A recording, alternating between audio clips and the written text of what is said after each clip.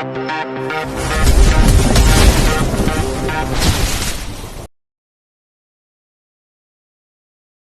113-115. Om Presdir terpikat gadis miskin. Ini adalah hari pertamaku bekerja menjabat sebagai CEO di perusahaan milik kakak. Kontribusi apa yang akan kulakukan agar bisa membuat kakak yakin akan kemampuan diriku? Masalah gawat, Presdir. Ujar sekretaris yang tiba-tiba masuk dengan napas menderu-deru dan raut wajah khawatir. Kenapa? Apa yang terjadi? Tanya Darwin terkejut.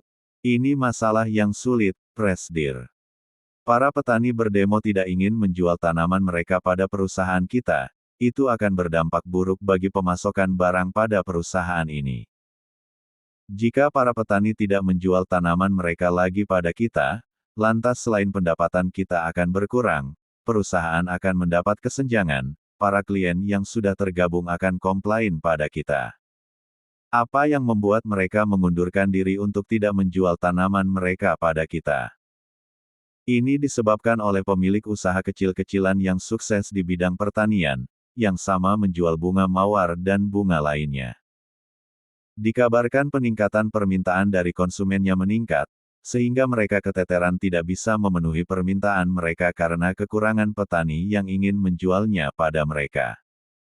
Sehingga agar mereka bisa memenuhi permintaan itu, kemarin baru saja dibuat ultimatum bahwa mereka berani membeli bunga mereka yang dibanderol 25.000 per pohonnya.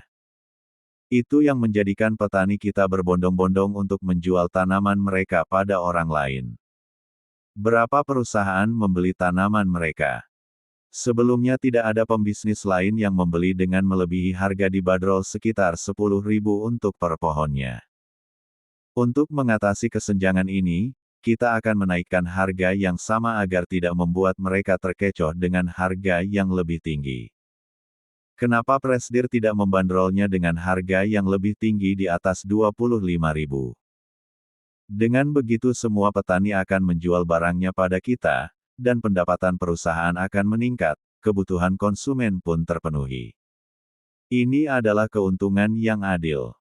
Semua pembisnis pantas untuk mendapatkan pelanggan dan distributor pada mereka. Jika kita hanya mengandalkan perusahaan kita sendiri tanpa melihat pengusaha lain, apa bedanya kita dengan orang serakah? Walau bagaimanapun kita harus bersaing secara sehat. Anda benar-benar baik hati dan sangat mengagumkan, Presdir.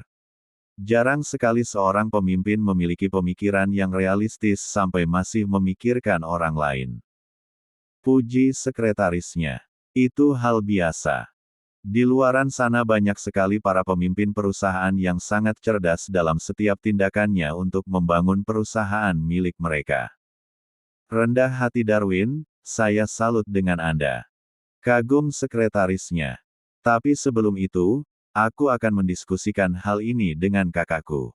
Walau bagaimanapun dia adalah pemilik perusahaan ini yang sebenarnya, dan dia masih paling berwewenang. Walaupun secara kenyataan aku adalah CEO di sini, tapi dia yang paling berhak. Akan kutanyakan masalah ini dan keputusanku pada Presdir kalian dulu Arya. Setelah itu, kita akan mengambil tindakan sesuai keputusannya nanti. Baik, Presdir. Dan sebelum itu, saya akan mencoba meyakinkan dengan mengatasi masalah ini sambil menunggu perintah dari Anda kembali. Tidak perlu.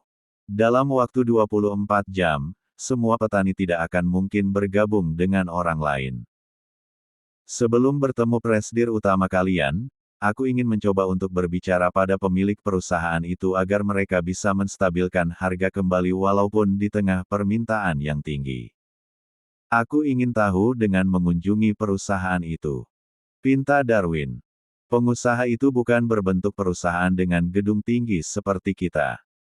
Tapi, hanya sebuah lahan luas yang ia garap dengan mempekerjakan orang di dalamnya. Aku akan ke sana untuk terjun langsung melihat tempat yang kau maksud itu. Baik, Presdir.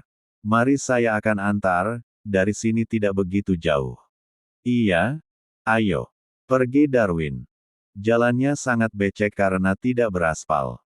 Maka dari itu hati-hati, Presdir. Sepatu dan jas Anda jadi kotor. Ujar sekretaris yang mengantar Darwin pergi ke tempat yang akan membawanya dalam takdir baru. Tidak masalah, namanya kebun pastis seperti ini. Aku bisa menggantinya nanti. Ujar Darwin. Itu dia tempatnya, Presdir. Sambil tunjuknya yang direspon Darwin dengan dingin dan segera terus berjalan untuk berada di tempat itu, permisi. Bicara awal Darwin menyapa. Ya, seorang wanita parubaya yang membelakangi Darwin langsung melirik ke arahnya. Darwin mengenali wanita orang tua itu saat menampakkan wajah yang sangat jelas dilihat olehnya. Ibu Lia, kata Darwin tertegun. Nak Darwin, Anda ada di sini, kata Bu Lia yang masih mengenalinya juga. Ibu sedang apa di sini? Tanya Darwin balik bertanya.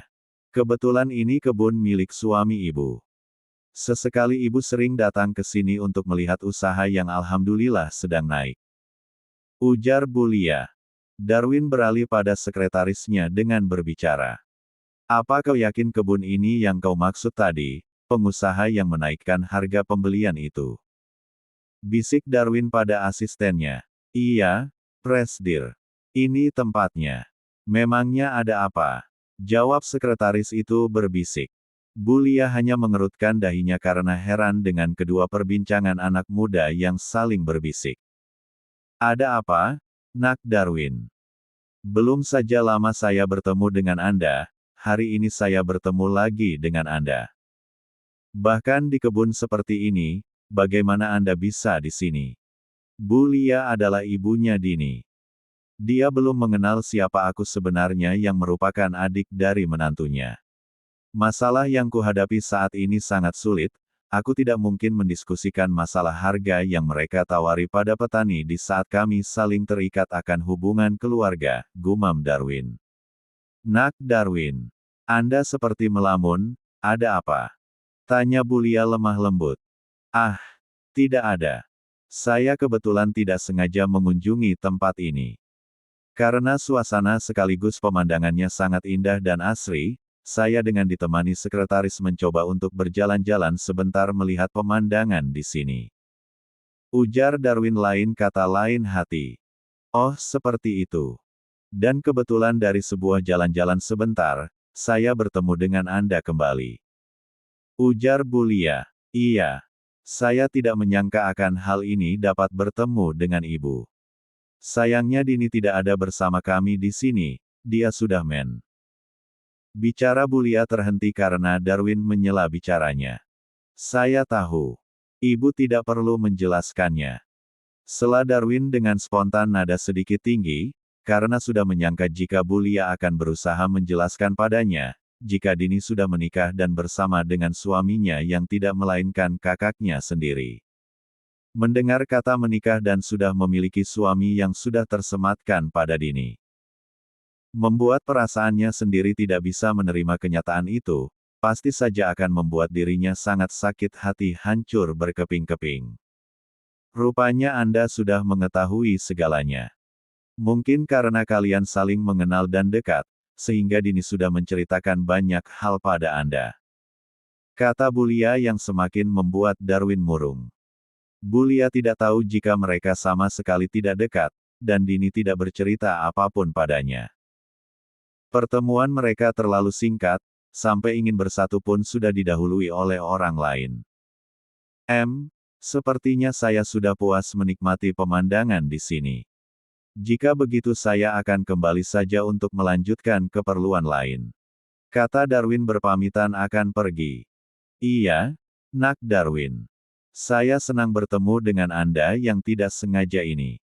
Kata Bu Lia. Saya juga senang bertemu Bu Lia. Saya sudah tahu ini adalah kebun ibu dan suami, kapan-kapan saya akan datang untuk berkunjung. Saya tunggu, Nak Darwin.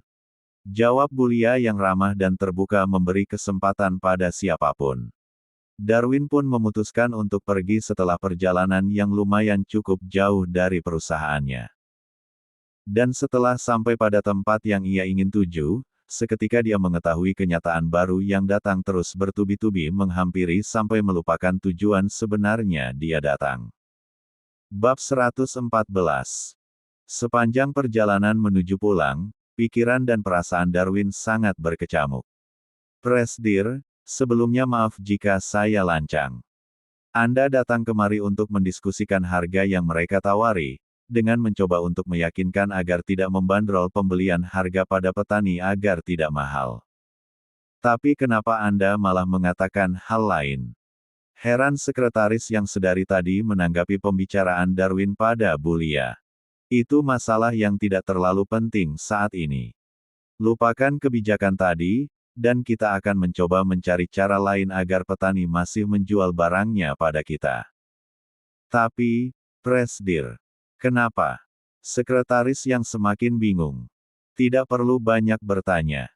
Pemecah masalah bukan hanya ada satu cara, banyak cara lain agar kita keluar dari masalah ini. Dan aku berpesan agar masalah ini tidak tersebar sampai diketahui oleh orang lain, apalagi sampai terdengar pada kakakku. Kata Darwin. Baik, Presdir. Jawab sekretarisnya pasrah walaupun pikirannya berkecamuk yang masih bingung. Setelah seharian bekerja tanpa tujuan, pada pukul 17 waktu Indonesia Barat Darwin memutuskan untuk pulang dibandingkan stres memikirkan jalan keluar di masalah hari pertamanya bekerja. Saat datang Darwin langsung disambut oleh Pak Barma yang setiap hari kegiatannya hanya di rumah saja. Bagaimana hari pertama kerjamu, Darwin? Tanya Pak Barma. Kurang berjalan lancar, Ayah. Tapi karyawan di sana dapat menerimaku dengan baik. Jawab Darwin. Kenapa? Seharusnya karyawan yang menerimamu dengan baik bukan menjadi masalah bagi jabatanmu. Apa Arya membuat ulah padamu? Kata Pak Barma. Kakak melepas jabatannya yang dipastikan sudah digantikan olehku. Masalahnya terletak pada petani yang menjual barangnya pada perusahaan yang menjadi pemasokan barang pada konsumen. Kebanyakan dari mereka mengundurkan diri dan lebih menjual tanaman mereka pada tempat itu. Jelas Darwin. Kenapa hal itu bisa terjadi? Apa ini rencana Arya untuk memberikanmu pelajaran di hari bekerja? Ujar Pak Barma yang terlalu pesimis pada Arya. Tidak ada sangkut pautnya dengan kakak. Ini memang benar-benar alami terjadi. Sebenarnya aku tidak perlu menjelaskan hal ini panjang lebar, Ayah pasti akan langsung paham. Ya, ceritakanlah. Pengusaha itu adalah besan Ayah. Ketus Darwin. Pak Malik. Tegun Pak Barma yang langsung mengerti dengan sedikit mengerutkan dahinya. Iya. Pak Malik dan istrinya Bulia pemilik kebun itu, mereka salah satu petani yang tidak ada dalam list untuk menjual barang mereka pada perusahaan. Mereka memutuskan untuk bergerak dan berdiri sendiri. Mereka dikatakan sukses membangun bisnis mereka, sampai pemenuhan pada konsumen banyak tidak terpenuhi.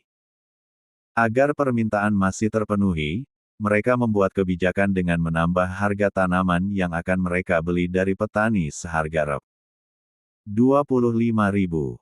Pastinya banyak petani yang tergiur, dan langsung bergabung dengan mereka. Perjalanan usaha Pak Malik dan istrinya memang tak seindah yang terlihat saat ini. Banyak sekali perjuangan hingga mereka bisa sampai posisi ini. Tapi apa tindakan yang kau ambil? Awalnya aku ingin meyakinkan mereka untuk tetap menstabilkan harga pada umumnya seperti awal, mendiskusikan bersama mereka akan pembagian petani yang ada agar seimbang dan saling memenuhi permintaan. Tapi setelah datang dan mengetahui kenyataan jika mereka adalah keluarga kita, sangat sulit bagi diriku untuk menjelaskan hal itu. Sehingga tidak jadi membicarakannya pada mereka, dan sampai sekarang masalah perusahaan belum teratasi. Kenapa kau tidak menyamaratakan harga seperti mereka? Aku ingin membicarakan hal itu dengan kakak. Kebijakan harga terdahulu dibuat oleh kakak, jika saja aku langsung mengikuti harga seperti mereka, aku takut dia tidak setuju dan memiliki cara lain. Perusahaan ini belum lama berdiri, dan setengah mampu naik ke atas, jika salah sedikit saja bisa berakibat fatal. Nanti akan kupertimbangkan bersama kakak. Tapi perusahaan itu kau yang memimpin. Kenapa kau memutuskan untuk membicarakan ini dengan kakakmu? Kakakmu sendiri sudah memberikan tanggung jawab besar itu padamu. Heran Pak Barma. Aku tahu jika kakak adalah orang hebat, pengalaman dan ilmunya dalam dunia bisnis lebih tinggi daripada aku yang baru saja lulus. Jadi, kau tidak percaya diri terhadap kemampuanmu sendiri. Buktikan pada kakakmu, jika kau lebih hebat dibandingkan dengannya.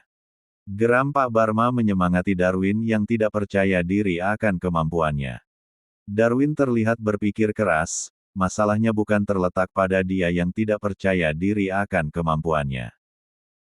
Tapi terlepas itu adalah Pak Malik dan Bu Lia sendiri merupakan orang tua Dini dan bagian keluarganya. Ia rasa tak pantas jika sesama keluarga saling bersaing dan menyerang. Bukankah mereka pantas untuk mengekspresikan pikiran kebijakan mereka? Mungkin begitulah cara mereka membangun bisnisnya agar lebih maju. Tak lama kemudian telepon Darwin berdering, mendapati Arya yang menelponnya.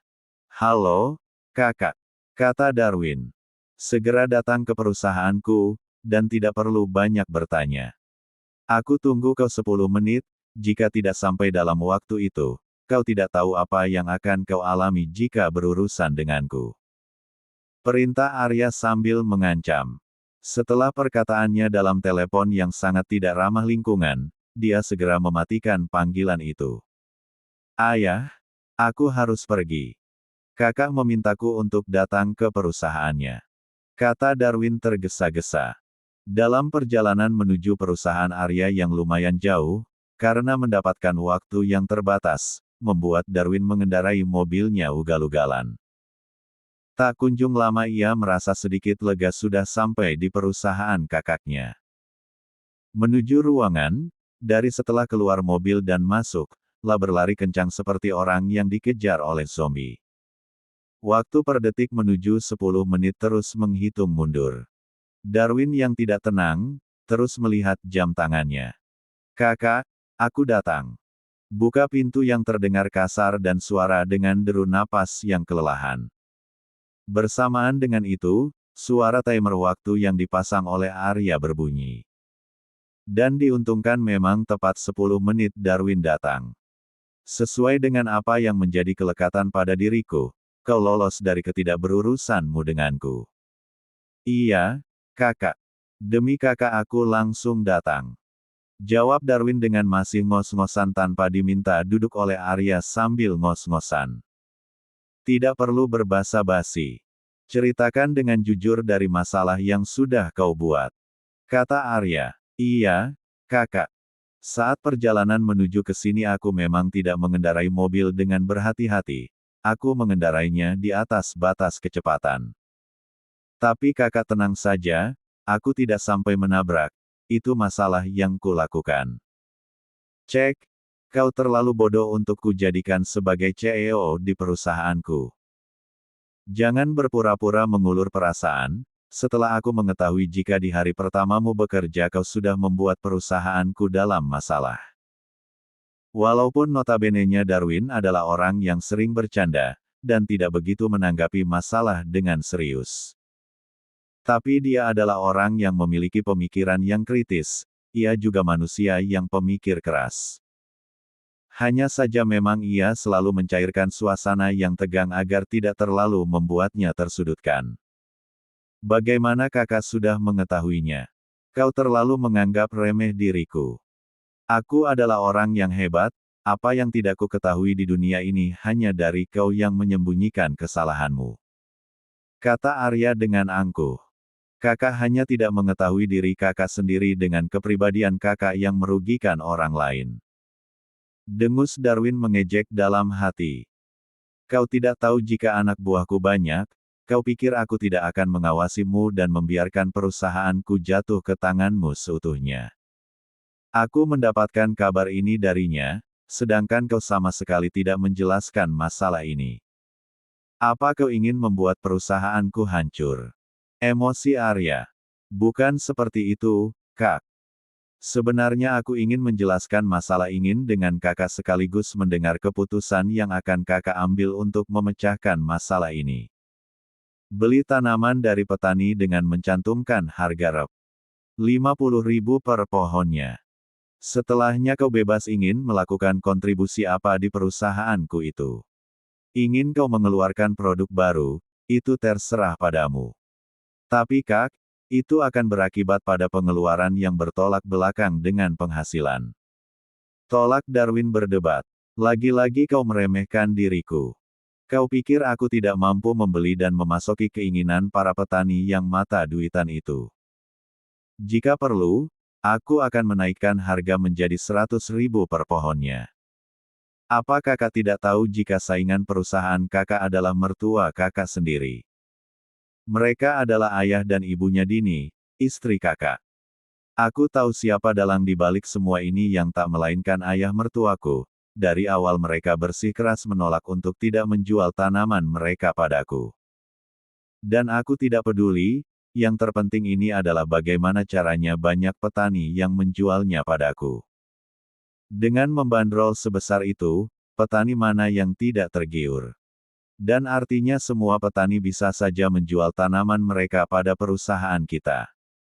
Dan orang tua Dini tidak mendapatkan produsen sama sekali. Itu lebih bagus, mereka bisa menjual tanaman mereka pada kita, bukan? Aku tidak setuju. Aku pikir kakak memiliki rencana lain yang lebih saling menguntungkan daripada memikirkan diri sendiri. Seharusnya dari awal aku langsung melakukan tindakan apa yang menurutku benar, bukan malah mempercayai kakak yang mengira pemikirannya lebih baik dariku. Kecewa Darwin. Aku tidak setuju terhadap keputusan yang kakak ambil. Dan akan menerapkan rencana yang menurutku benar besok hari, dan akan kupastikan perusahaan akan kembali stabil seperti dulu. Pergi Darwin. Tunggu dulu. Kau tidak tahu jika kedudukanmu di sana masih berada di bawahku, aku adalah penguasa sebenarnya. Jika kau berani menentang diriku, lihat saja apa yang akan kulakukan pada Dini wanita yang kau cintai itu. Ancam Arya yang meremehkan Darwin. Mendengar nama Dini disebut, seketika Darwin menghentikan langkahnya dan berbalik menghadap Arya kembali. Mendengar namanya kau langsung tergoyahkan, bukan? Cela Arya. Apa maksud, kakak? Dini adalah istri kakak, bukan? Bingung Darwin menanggapi perkataan Arya. Banyak sekali kenyataan yang merupakan kebenaran yang disembunyikan dan tidak orang tahu termasuk kau dari kehidupanku dengan wanita yang kau cintai itu. Katakan dengan jelas. Kecam Darwin. Bahwa kesehariannya penuh dengan luka dan kesedihan yang mendalam. Ketusnya. Kakak menyiksa Dini. Kejut Darwin mengira. Ya, 100 untukmu. Kata Arya yang seolah bangga dan senang, tidak begitu menanggapi kesalahannya. Kenapa? Dini adalah istri, kakak. Kakak sendiri yang membelanya di hadapanku saat itu. Ujar Darwin semakin tidak mengerti pada situasi kondisi. Kau pikir aku mencintainya? Kata Arya terdengar mengejek. Darwin semakin bumerang dalam kehidupan, ia semakin tabu dan kelabu. Kenyataan yang termasuk kebenaran apa yang ia tidak ketahui dan disembunyikan orang sekitar dari dirinya. Dari mendengar keputusan yang Arya ambil untuk mengatasi masalah yang sedang mengancam atau muncul dalam lingkungan sekitar terutama menghadapi masalah yang sedang dialami perusahaan, entah bagaimana kepemimpinan di tangan Arya yang bisa menjadikan perusahaannya mendapati posisi pertama di Asia dan peringkat 10 besar di dunia. Yang sudah kita ketahui notabene kepribadian, sikap, dan sifat yang selalu merugikan orang. Memang ada yang salah dengan isi ideologi dari diri Arya sendiri yang tak dapat dimengerti orang lain. Bab 115. Keesokan harinya. Faris, segera lakukan kebijakan yang diambil dari pemimpin kalian sendiri. Dengan memberitahu petani jika kita akan membeli tanaman mereka seharga rep. 50.000. Bicara Darwin pada sekretarisnya yang sudah ia dapuk dinaikkan jabatannya sebagai asisten pribadinya yakni bernama Faris. Presdir, Anda yakin? Setelah kejadian kemarin yang membuat Anda merenung. Aku sudah mengambil langkah yang salah, ini semua kesalahanku. Setelah kejadian kemarin, dan kondisi saat ini semakin membuatku terbelenggu. Kecewa Darwin pada dirinya sendiri. Presdir tidak ingin mencoba untuk menentang keputusan Presdir Arya. Walau bagaimanapun kami sebagai bawahan akan setuju pada keputusan dari pemimpin kami saat ini di sini. Ujar Darwin. Lakukan apa yang aku katakan tadi. Jika tidak, aku akan membuat Dini yang kau cintai semakin menderita. Dia dijadikan sebagai imbalan kesalahan yang sudah menentangku. Sekilas pernyataan Arya kembali teringat dalam benak Darwin. Setelah dia kembali dari Amerika banyak sekali kebenaran yang bersembunyi di balik kehidupannya. Satu persatu kenyataan pahit menghantam jiwa dan raga yang merusak semua harapannya. Ditambah lagi situasi kondisi yang baru saja terungkap dari kakaknya yang masih penuh teka-teki. Karena mendengar jika sikap yang ditunjukkan oleh Arya pada Dini bukanlah sikap sebenarnya. Lalu sikap apa yang ditunjukkan Arya pada istrinya? Apakah Dini bahagia menjalani biduk rumah tangga bersama kakaknya? Atau memang itu hanya ancaman saja dari Arya? Pertanyaan itulah yang berputar dalam benaknya saat ini. Karena tidak ingin mengambil risiko yang akan merugikan Dini, dia memutuskan untuk mengalah. Lakukan keputusan Presdir lama kalian, dia yang paling berkuasa di sini. Karena dia adalah pemilik dan merupakan masih Presdir yang kedudukannya tinggi. Baik, Presdir. Akan saya lakukan dengan segera. Jawab Faris yang langsung pergi untuk menjalankan perintahnya. Aku sudah melakukan apa yang kakak inginkan padaku. Semoga saja kakak tidak melakukan apapun pada Dini. Entah itu hanya sebuah ancaman atau kakak benar-benar mengungkapkan kebenaran, aku harap Dini baik-baik saja. Ujar Darwin. Hari ini saya mewakilkan Presdir kamu yang telah berganti, untuk menyampaikan kebijakan baru untuk kalian. Sesuai kondisi saat ini kalian mengeluarkan diri untuk tidak menjual tanaman kalian pada perusahaan kami, dengan begitu atas kesepakatan yang sudah dibuat, kami akan membeli tanaman kalian seharga Rp50.000 per pohonnya. Jika kalian ingin masih tetap bergabung dengan menjual tanaman kalian pada kami, pintu kami terbuka lebar untuk kalian. Pengumuman Faris yang mengumpulkan para petani yang menjual tanamannya pada perusahaan mereka. Hah, 50.000. Jika seperti ini kita akan untung banyak, jarang-jarang ada yang menawarkan harga lebih tinggi. Adapun kemarin Pak Malik, tapi sekarang harganya lebih tinggi darinya. Bincang petani. Untung banyak kita.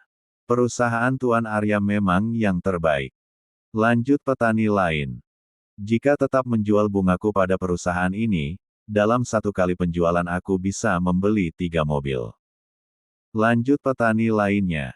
Lebih baik kita menjual tanaman kita pada perusahaannya Tuan Arya daripada Pak Malik. Harga yang ditawarkan besar, kita bisa langsung membeli 2 rumah sekaligus. Kata petani lain. Riuh-riuh memperdebatkan harga yang ditawarkan, pastinya membuat mereka tergiur. Siapa yang tidak ingin jika usaha mereka dihargai dengan nilai tinggi? Bagaimana? Apa kalian tertarik? Tanya Darwin. Ya, kami tertarik. Kami ingin kembali menjual tanaman kami pada kalian. Ujar serentak petani. Baiklah, untuk itu kami bersedia membayar kalian dengan harga itu.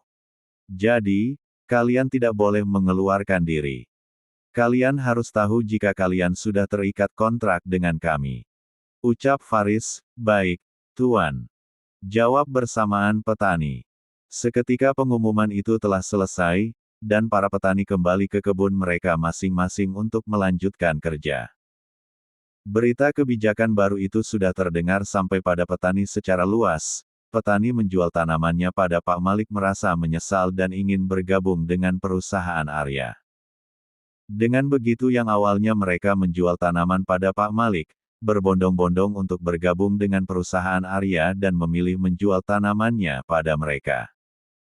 Pastinya hal ini membuat usaha Pak Malik diambang kebangkrutan, karena tidak ada pemasokan tanaman penuh. Untuk memasuki permintaan pelanggannya sama sekali jika hanya mengandalkan hasil dari kebunnya.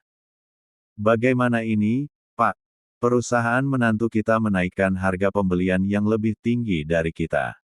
Semua petani berlanjut menjadi bergabung bersama mereka. Kata Bulia yang sudah mendengar santer kabar yang terdengar. Bapak juga tidak tahu, Bu. Padahal harus ada sekitar 300.000 bunga mawar untuk dikirimkan besok hari. Tapi petani lain tidak jadi menjual tanamannya pada kita. Bapak yakin pelanggan juga akan komplain. Tidak ada cara lain, Pak. Bagaimana jika kita juga menyesuaikan harganya seperti mereka? Tanya pekerjanya. Saya tidak mampu untuk membeli harga lebih tinggi dari 25.000. Itu belum termasuk lagi saya membayar gaji kalian. Kata Pak Malik yang membuat para pekerjanya putus asa. Jadi, harus bagaimana Pak? Jika saya diberhentikan bekerja, saya harus kerja di mana? Jika saja melamar pekerjaan di perusahaan, tidak akan ada yang menerima saya sendiri tidak berpendidikan dan tidak bergelar sarjana di belakang nama saya. Ujar pegawainya. Iya, Pak. Ibu saya kemarin sakit dan baru masuk rumah sakit, pasti biaya administrasinya membutuhkan uang banyak karena harus operasi. Tolong jangan hentikan pekerjaan ini, Pak.